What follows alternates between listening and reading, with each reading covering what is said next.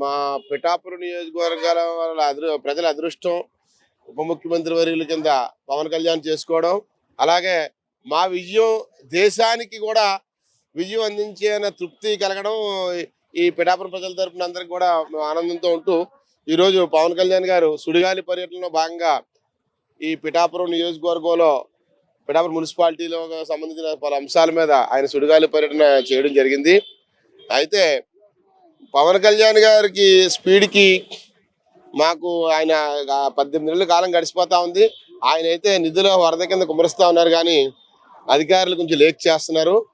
కాంట్రాక్టులు కూడా అంటే ఎక్కడైనా సరే మనకి నిధులు మంజూరు అవుతానే ఉంటానే పరుగులు పెడతా ఉంటాయి. ఆ నిధులు లేట్ చేయడం కూడా కొంచెం పనిచేసేవాడు ఈరోజు అంతా కూడా క్యాష్ అండ్ క్యారీ కింద అయిపోయింది.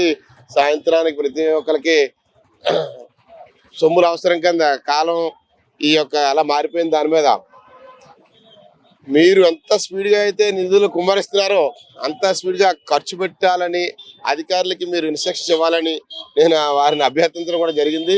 ఏమంటే అనుకోని కానీ అంటే పరిస్థితి పేమెంట్ ఇష్యూ అవుతూ ఉంటే మన ప్రగతి పరుగులు పెడతా ఉంటుంది. ఆ భావనలో మేము తెలియపరచడం జరిగింది. అలాగే ఆయన కూడా అధికారులు పిలిపించుకోవడం, రైల్వే స్టేషన్ పరిసర ప్రాంతాలన్నీ కూడా క్షుణ్ణంగా పరిశీలించి ఆ యొక్క సంబంధించిన అధికారులకి ఆదేశించడం అనేది జరిగింది. చాలా సంతోషం. ఆ మాదిరిగానే మాకు ఈ ఉప్పాడ ఫ్లైఓవర్ బ్రిడ్జి కూడా ప్రజలు చిరకాల కోరిక, దాన్ని కూడా ఆయన యుద్ధ ప్రాతిపదికన పూర్తి చేయాలి. అలాగే శాశ్వతమైన సమస్యలు కూడా ఈ కాకినాడ పిఠాపురం మెయిన్ లేని సమస్య కూడా ఉంది. ఆయన స్థాయికి అది చిన్న సమస్య. దేశాన్ని నిలబెట్టిన నాయకుడు, అది కూడా చేసి పిఠాపురం ఈ కాకినాడ జిల్లా ప్రజల కోరిక మన్నించి నెరవేర్చాలని ఆయన పీరియడ్లో మేము ఆశిస్తున్నాం. అలాగే ఇక్కడ స్థానిక నాయకత్వానికి కూడా ఆయన అవకాశం ఇవ్వాలి. అంటే ఇక్కడ పుట్టి పెరిగిన వాళ్ళకి, ఇక్కడ చదువుకున్న వాళ్ళకి, ఇక్కడ ప్రాంతంతో రక్త సంబంధం అన్న వాళ్ళకి తెలుస్తూ ఉంటుంది. ఆయన మరి ఇక్కడ స్థానిక నాయకులు కూడా కొంచెం నమ్మి కొంచెం బాధ్యతలు అప్పచెప్పాలి. ఎంతో కొంత ఈ గడ్డ మీద మీరు ఉండాలి, శాశ్వత ఎమ్మెల్యే కానీ వాళ్ళు కూడా అనుకుంటున్నారు. మాకు చాలా గొప్ప కదని చాలా మంది ఎమ్మెల్యేలను చూసాం, ఇక్కడ మంత్రులను చూసాం. మీ యొక్క పాపులర్ ఫిగర్ ఒకటి ఎమ్మెల్యే అవ్వడం మాకు ఆనందదాయకం. అలానే శాశ్వతంగా మీరు ఎమ్మెల్యే కావాలని మనస్ఫూర్తిగా కోరుకునే పిఠాపురం మీ ఓటేసిన వాళ్ళని కూడా కొంచెం మీ అభివృద్ధిలో మీ యొక్క పెత్తనంలో భాగస్వామ్యం ఇవ్వాలని, అది ఆ బాధ అయితే ఇక్కడ ప్రజలందరికీ కూడా కొంచెం ఇక్కడ లోకల్గా నాయకత్వానికి కూడా ఉంది. ఆ లోటు మీరు భర్తీ చేసి మీరు ఇలా పోని ఎవరికి అప్పచెప్పకపోయినా పర్లేదు, మీరు నెలకి 2 నెలలకు ఒకసారి ఈ మాదిరి విజిట్ చేస్తే మేము మీరు వాళ్ళకి వీళ్ళకి జారబడే అవసరం కూడా ఉండదు. మీరు ఒక ఆఫీసర్ని పెట్టేసుకుని చేసేసుకుంటే చక్కబడతాయి. వాళ్ళు ఎక్కడి నుంచో రావడం, వాళ్ళు నచ్చిన వాళ్ళతో మాట్లాడడం కొంత లేక్ జరుగుతూ ఉంది. ఆ సమస్యను మీరు మరి సహృదయంతో అన్నిదా భావించకుండా ఈ లోకల్ నాయకత్వానికి మీరు సహాయ సహకారాలు అందించి మీ అభివృద్ధిలో భాగస్వామ్యం చెయ్యాలని మీకు ఓటేసిన ఓటర్లుగా మనం చేసుకుంటున్నాం. జై జనసేన. 18 నెలల కాలం ఎలా డెవలప్ అవుతుంది పిఠాపురం నియోజకవర్గం అనేది? ఈ 18 నెలల కాలంలో మన గొల్లప్రోలు నగర పంచాయతీకి స్పెషల్ గ్రాంట్ వచ్చింది. మన పిఠాపురం జగ్గే చెరువుకి స్పెషల్ గ్రాంట్ వచ్చింది. ఇప్పుడు ఉప్పాడ మన సామలకోట ఉప్పాడ రోడ్డు మనం 5 ఏళ్ళు గత పాలనలో మనం ప్రయాణించలేనటువంటి రోడ్డుని ఆల్రెడీ తుదిమెరుగులు దిద్దుతా ఉన్నారు.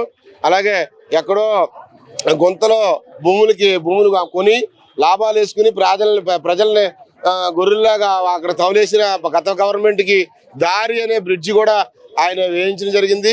అలాగే 100 పడకల ఆసుపత్రి నిర్మించడం.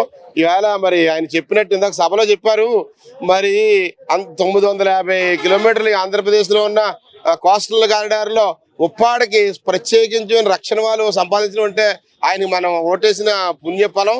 అలాగే ఆయన కూడా మనకి ఎన్ని చెప్పినా సరే నా నియోజకవర్గం నా ప్రజలని ప్రత్యేకించి కొట్లాడి ఆ గ్రాంట్ తేవడం కూడా మరి మా హర్షించదగ్గ విషయం. అన్ని రకాలుగా కూడా ఈయన గెలిపించుకోవడం పిఠాపురం నియోజకవర్గ ప్రజల అదృష్టం. అధికారులు లేక్ చేయడం 100% వాస్తవం. అది మీరు కంపల్సరీగా మీ యొక్క కృషిని వాళ్ళు ప్రమాదం కూడా అధికారులు వెంటనే ఎస్టిమేట్లు తయారు చేయడం కానీ, ఏమైనా పని చేస్తే బిల్స్ ఇష్యూ చేయడం కానీ. ఇప్పుడు అమరావతిలో CRDA ఫండ్స్ నడుస్తూ ఉన్నాయి, 15 రోజులకి పేమెంట్ చేస్తూ ఉన్నారు. యుద్ధ ప్రతిపత్తి చంద్రబాబు నాయుడు గారు, వంగూరు నారాయణ గారు అలా ఎలా చూస్తున్నారు, ఆ మాదిరి మీరు 15 రోజులకో 20 రోజులకో మనం ఎంత ఇష్యూ చేసాము, ఎంత ఖర్చు చేశారు అన్నది లెక్క మనం తెచ్చుకుంటే సరిపోతా ఉంటుంది. దాని మీద కూడా ఏ రకమైన మీరు ఆశించకుండా మీరు అభివృద్ధి అవ్వాలన్న భావంతో మీరున్నారు. అది స్థానికులకే వదిలిపెట్టేసి అభివృద్ధి చేసుకోమని, వాళ్ళకి కూడా అందులో తృప్తికరంగా మేము మా చేతులతో చేసేము అన్న భావన వాళ్ళకి కలిగేలాగా మీరు అవకాశం స్థానికులకు ఇవ్వాలని, అధికారుల జాప్యం అయితే 100% ఉంది. అయితే అభివృద్ధి జరిగింది, ఇంకా జరగాలి.